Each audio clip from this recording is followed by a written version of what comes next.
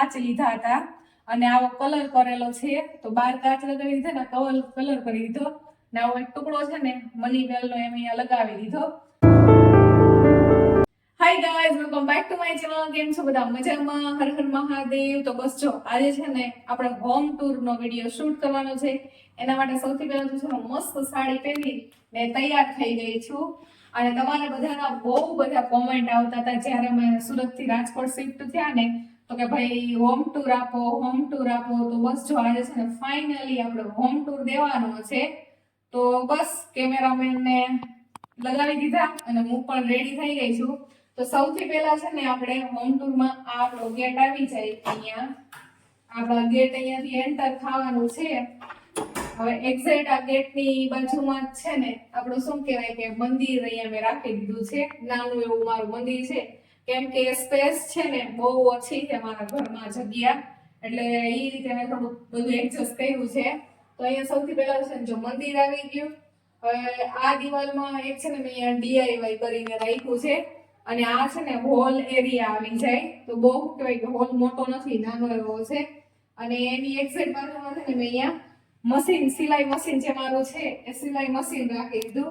અને અહીંયા છે ને આવી રીતે એક ઝૂલો રાખી દીધો છે અને આવી રીતે છે ને આવું એક લટકણ રાખી દીધું છે.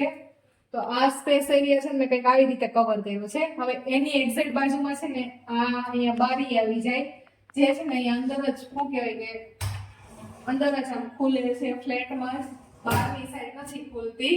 અને ત્યાં છે ને જ્યારે મેં થોડુંક અહીંયા રેવાયું ત્યારે કામ કરેલું ત્યારે ગ્રીલ ને એવું બધું મુકાયું હતું.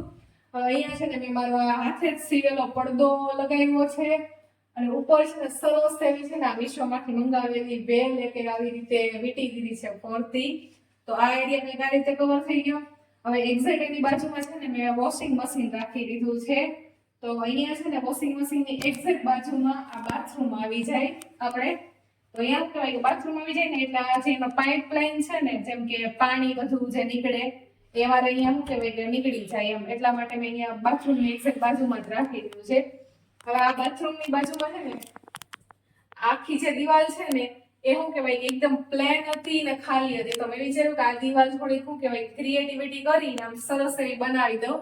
એટલે મેં છે ને આવી રીતે બાર શું કહેવાય કે કાચ લીધા હતા અને આવો કલર કરેલો છે. તો 12 કાચ લગાવી દીધા ને કલર કરી દીધો ને આવો એક ટુકડો છે ને મની બેલનો એમ અહીંયા લગાવી દીધો. આ શું કહેવાય કે શોર્ટ વિડીયો મેં બનાવ્યા છે તો આવશે નિરાતે.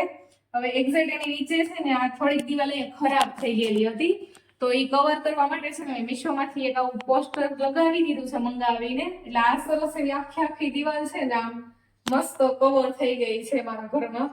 હવે અહીંયાથી આ એટલો હોલ એરિયો સ્પેસ આવી જાય આખો આ બધો.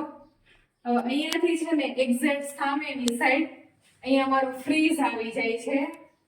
તો આ મેં ફ્રીઝ લીધું ને આઈ થિંક 4-5 વર્ષ જેવું થઈ ગયું હશે. તો આ અહીંયા છે ને ફ્રીઝ આમ આવી જાય છે. ફ્રીઝની ઉપર એક કપલ મૂકેલા છે, આવા શું કહેવાય કે મીશોમાંથી મંગાવેલા નાના પોટ મૂકેલા છે. હવે અહીંયા એની જે એક્ઝેક્ટ બાજુમાં છે ને આપણે આ શું કહેવાય કે દિવાલ આવી જાય ને ત્યાં જ આપણો જે આ બહારનો દરવાજો છે એ આવી જાય છે. રેડી? હવે આ આખી દિવાલ છે ને ટીવી યુનિટ માટેની આ દિવાલ છે. બધાને અહીંયા ટીવી છે, અહીંયા ટીવી યુનિટનું વાયરિંગ ને બધું આપેલું છે. મારા ઘરમાં તો ટીવી છે નહીં, એટલે મેં આ દિવાલ ખાલી જ રહી છે. એક નાની અહીંયા છે ને મૂર્તિ ટાઈપ, મતલબ કે પોસ્ટર ટાઈપ લગાવી દીધું છે. અને આવા છે ને જો સ્ટીકર છે, આ જે મેં મીશોમાંથી મંગાવ્યા હતા, તમે આગળના વિડીયોમાં જોયું જ હશે. તો આ આખી દિવાલમાં છે ને આવી રીતે અલગ અલગ સ્પેસ રાખી મેં આવા સ્ટીકર લગાવી દીધા, જેથી કરીને આ જે આખી દિવાલ છે ને એ આમ શું કહેવાય કે સરસ દેખાય એટલા માટે. હવે આ દરવાજાની ઉપર છે ને અહીંયા મેં ઘોડા લગાવેલા છે. હવે મને નથી ખબર કે અમે રાઈટ લગાવ્યા છે કે રોંગ લગાવ્યા છે, બટ આવી રીતે શું કહેવાય કે લગાવી દીધા છે. તો મને કોમેન્ટ કરીને જણાવજો કે રેડી લગાવ્યા કે નથી લગાવ્યા. રેડી? તો આ આપણો હોલનો એરિયા પૂરો થઈ ગયો. હવે અહીંયાથી છે ને આ હોલમાં ઉપરની જે આ છે ને ભાગ, એમાં મેં આવી રીતે છે ને બેલ લગાવી દીધી સીધી. અને અહીંયા છે ને ચકલા ને આવો માળો ટાઈપ છે એવી ટાઈપ સ્પેસમાં અહીંયા લગાવી દીધું. રેડી? હવે ત્યાંથી આમાં હોલ પૂરો થાય અને એક્ઝેક્ટ અહીંયાથી છે ને આપણો આ કિચન એરિયા ચાલુ થાય છે. તો આ જે આખો ભાગ આવે ને એ રસોડાનો ભાગ આવે. આ એનો સીધો પ્લેટફોર્મ આવી જાય. અને અહીંયા છે ને આ દિવાલ છે.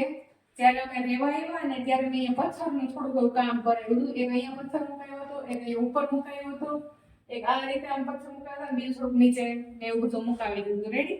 તો અહીંયા ગેસ આવી જાય છે. આ પ્લેટફોર્મ અહીંયા ગોળો મૂક્યો છે પાણીનો. અને મેં છે ને મીશોમાંથી સ્ટીકર મંગાવ્યા હતા 4. તો એ થોડાક એવા શું કહેવાય કે 4 સ્ટીકર મેં અહીંયા લગાવી દીધા. બાકી અહીંયા બધી બરણી ને બધું ખાવા પીવાનું સામાન ને બધું એવું બધું પડ્યું, ઉપર ડબરા ને એવું બધું. અહીંયા વાસણનો ઘોડો છે અને અહીંયા બસ એ બધું વાસણ ને એવું બધું મૂક્યું છે. હવે આ જે આપણો કિચન એરિયા છે ત્યાંથી જ અહીંયા આપણી બાલ્કની આવી જાય. બાલ્કની છે ને બહુ નાની એવી છે, બહુ કઈ શું કહેવાય ખાસ મોટી નથી. અને એમાં છે ને બાલ્કની ઉપર છે ને કબૂતર એનો હમલો કરીને રાખ્યો છે. ચાલો બતાવું. જો ઉડીને જીવો કબૂતર. હવે છે ને જો આ આપણી નાની એવી બાલ્કની છે, બહુ કઈ ખાસ મોટી નથી, થોડીક એવી જગ્યામાં છે. અને અહીંયા છે ને મેં પથ્થર મુકાવ્યા હતા જયારે કામ કરાવ્યું હતું ને ત્યારે. તો એ મેં અહીંયા કુંડા ને એવું રાખી દીધું. પણ અહીંયા છે ને કુંડા બધા સુના એટલે છે કે કબૂતર મારું કઈ જ નથી રહેવા દેતા. જો અહીંયા એનો માળો બનાવી ગયા ને એને છે ને એનું ઈંડું મૂકી દીધું છે. અને ત્યાંથી છે ને અહીંયા મસ્ત મારો લીમડો છે.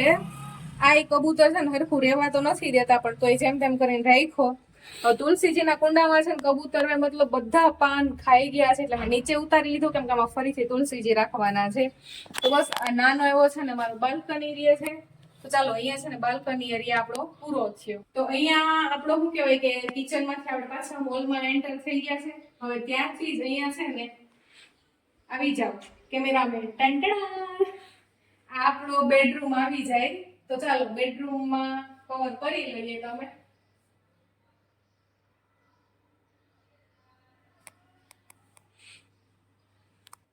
તો બેડરૂમમાં છે ને જો આ સૌથી પહેલા એક સાઈડ છે ને આ દિવાલમાં મેં અહીંયા ડ્રેસિંગ કાચ અને કબાટ રાખી દીધો. એની ઉપર આ હોમ થિયેટર રાખી દીધા છે જે ક્યારેક હું વગાડતી હોય. રેડી. અને આ સ્પેસ એરિયામાં જો આટલું કવર થઈ ગયું ને એની બાજુમાં છે ને મેં ટીપાઈ રાખી દીધી. ટીપાઈમાં થોડુંક ડેકોરેશન સામાન ને આ બેગ મારી બુક ને ડાયરી ને એવું બધું ચોકલેટ એવું બધું પડ્યું છે. રેડી. અને અહીંયા છે ને એક્ઝેક્ટ બાજુમાં બેડ આવી જાય.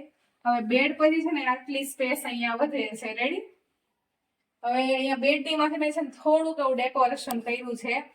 મીશો માંથી બધું મંગાવેલો સામાન છે. તો અહીંયા મેં છે ને આવી રીતે ચોખ્ઠું કરી બેડની સાઈઝમાં ને આવી રીતે વેલ લગાવી દીધી છે. પછી આ એક છે ને ઝુમખો છે, ઝૂલો જે આપણે હોલમાં લગાવ્યો ને એ જ છે, સેમ ટુ સેમ. મેં 2 મંગાવ્યા હતા. તો એ લગાવી દીધા છે ને એમાં છે ને આવી લાઇટિંગ કરી દીધી છે. રાત્રે આ લાઇટિંગ છે ને બહુ જ મસ્ત લાગે. ને આવું એક આવી રીતે લગાવી દીધું છે એમાં. અને આ છે ને મેં પુઠ્ઠાના બનાવ્યા છે DIY કરીને, આવી રીતે કલર કરીને મિરર લગાવીને. આનો શોર્ટ વિડીયો આવશે. તો એવા છે બંને મેં એક સાઈડ લગાવી દીધા. અને અહીંયા છે ને બેડ ઉપર નાના બે પોટ મૂકી દીધા છે. અને આ છે ને કુશન મેં રૂ ભરી ને કુશન મેં બનાવ્યા હતા. ઉપર કવર મેં મસ્ત સીવી નાખ્યા છે. અને આમાં છે ને ટસલ્સ લગાવી દીધા છે વ્હાઈટ થોડાક કલરના. અને શું કહેવાય કે દેખાવા આવે સરસ એવું. તો બસ આ રીતું આપણો બેડ સાઈઝ આવી જાય. અહીંયા આપણો આ બેડ એરિયા એટલો કવર થઈ જાય. હવે એક્ઝેક્ટ છે ને બેડની આ દિવાલમાં મોટી એવી બારી છે. તો ત્યાં પણ મેં છે ને મારા સીવેલા અહીંયા શું કહેવાય કે લગાવી દીધા છે પડદા. અને ત્યાં ઉપર છે ને વેલ લગાવી દીધી છે. અને વચ્ચોવચ્ચ છે ને એક આવું ઝુમખું લગાવી દીધું છે વ્હાઈટ કલરનું. બંને સાઈડના પડદાની વચ્ચોવચ્ચ આવી જાય, ઉપર વેલ આવી જાય, એવી રીતે લગાવી દીધું છે. અને હવે જે આ બારીની બાજુમાં એક્ઝેક્ટ છે ને અહીંયા આ કબાટ આપેલો છે. પણ ફર્નિચર કરાવવાનું હજી મારા પૂરા ઘરમાં ફર્નિચર ક્યાંય કરાવ્યું તો ફર્નિચર કરવા બાકી છે. પણ જયારે આમ પથ્થર મુકાવ્યા હતા ને ત્યારે મેં અહીંયા છે ને 2 પથ્થર મુકાવી દીધા છે. અને ખોલીને બતાવવા જેવી હાલત તો છે નહીં, પણ તોય થોડુંક એવું બતાવી દે. આમાં બધો પસારો ફેલાવેલો છે. અહીંયા નીચે ઘઉંની કોઠી રાખેલી છે, એવું બધું છે. પણ આ છે ને ખરાબ ના લાગે ને એટલા માટે મેં છે ને મારા જ સીવેલા પડદા આખા ઘરમાં મેચિંગ પડદા જ મસ્ત બનાવી અહીંયા છે ને આખો પડદો લગાવી દીધો, જેથી કરીને ખરાબ ના લાગે ને વ્યવસ્થિત લાગે. હવે રહી આ એક ખાલી દિવાલ. તો આ ખાલી દિવાલમાં છે ને મેં આ મારું ડીઆઈવાય કરેલું એક લગાવી દીધું છે. હવે આ ખાલી દિવાલમાં છે ને જોઈએ શું કરીએ. કા પછી અમારો કઈક ફોટો બોટો, કેમ કે અમારા આખા ઘરમાં મારણ રાતનો એકોય ફોટો નથી, એટલે વિચાર છે કે એક મસ્ત ફોટો મોટો બનાવડાવી ને આ દિવાલમાં લગાવી દેશું. પછી જોઈએ હવે શું આગળ પ્લાન કરીએ. તો બસ આ આપણો રૂમનો એરિયા આટલો બધો છે આમ. તો આ હતું મારું નાનું એવું ઘર. મારે છે ને 1 BHK ઘર છે અને રહેવાનું છે ને હું મારણ રાજને જ છે. એટલે મારણ રાજ માટે તો બહુ મોટું છે, સ્પેસ ઘણી બધી વધી પડે. પણ હા, કોઈ શું કહેવાય કે 4-5 જણા રહેતું હોય તો થોડીક પ્રોબ્લેમ થાય 1 BHK માં. પણ મારા રાજ માટે તો ઇનફ છે, કેમ કે અમારે બંને એકલાને જ રહેવાનું છે. અને ઘણા ખરા લોકોને છે ને સવાલ હોય કે તમારું ઘર આવાસમાં છે કે પ્રાઇવેટ છે. તો આવાસમાં નથી, આ પ્રાઇવેટ જ છે. પછી એક બીજો સવાલ બધા બહુ કરે છે કે તમે રાજકોટમાં ક્યાં રહો છો? તો હું પ્રોપર રાજકોટની અંદર નથી રહેતી, એની થોડીક બહારની સાઈડ રહું છું. અમારે નાના મોટું કઈ પણ વસ્તુ લેવું હોય કે કઈ પણ હોય કામ તો અમારે રાજકોટમાં જવું પડે. રાજકોટ બહુ દૂર નથી થતું, થોડુંક પાસે જ થાય છે. તો ચાલો, તમારા બધા જે કોમેન્ટ હતા ને એના અમે રિપ્લાય પણ સાથે સાથે આપી દીધા. અને મને તમે કોમેન્ટ કરીને જણાવજો કે મારું નાનું એવું ઘર તમને કેવું લાગ્યું. તો કઈ નહીં, ચાલો, બ્લોગ પસંદ આવ્યો હોય તો લાઈક, શેર અને ચેનલને સબસ્ક્રાઇબ કરી દેજો. બાકી મળશું આવતા બ્લોગમાં. ત્યાં સુધી બધાને હર હર મહાદેવ.